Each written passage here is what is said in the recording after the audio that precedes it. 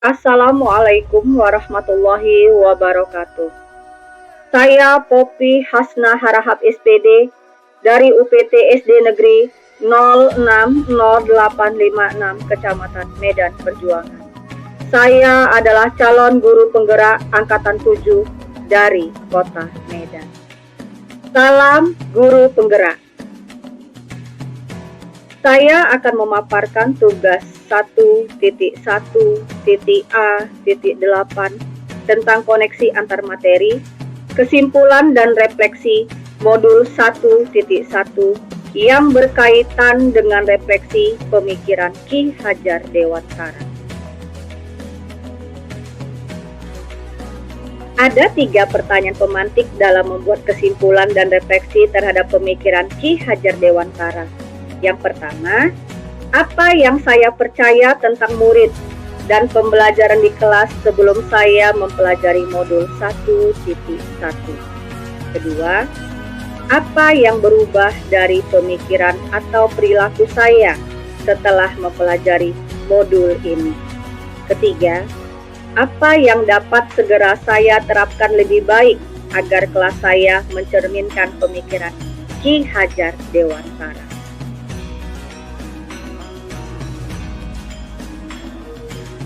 Pertanyaan yang pertama, yang saya percaya tentang murid yaitu setiap murid itu unik, memiliki kemampuan dan bakatnya masing-masing.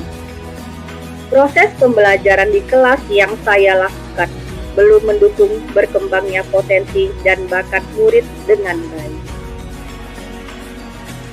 Pembelajaran yang saya lakukan masih berpusat pada guru. Sebagai guru, saya memandang murid sebagai objek dalam pembelajaran. Masih belum maksimal dalam menerapkan pembelajaran yang berpusat pada murid.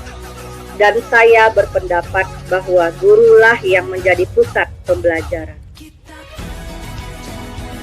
Setelah saya mempelajari modul 1.1, ada yang berubah dari diri saya, yaitu dari pemikiran dan perilaku saya.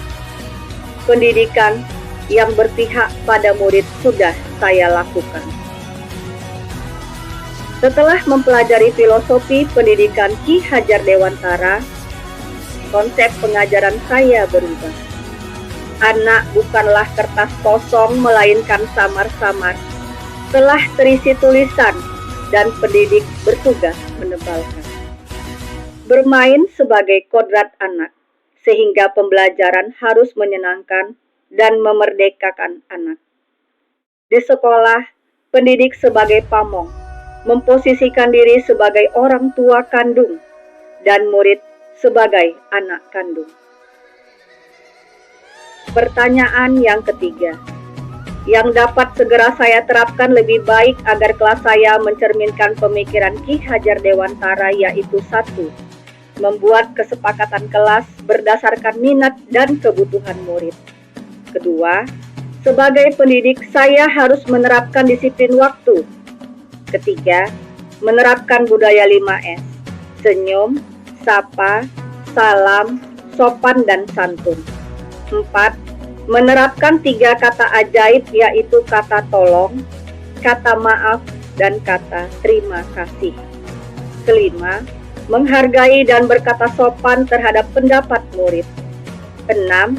Merancang pembelajaran yang berpusat pada murid. Setelah saya mempelajari modul 1.1, kesimpulan yang dapat saya peroleh yaitu merdeka belajar merubah pola pikir saya untuk menerapkan filosofi pendidikan Ki Hajar Dewantara yang sesuai dengan kodrat alam dan zaman menuju perubahan pendidikan ke arah yang lebih baik. Demikianlah pemaparan yang dapat saya sampaikan pada hari ini.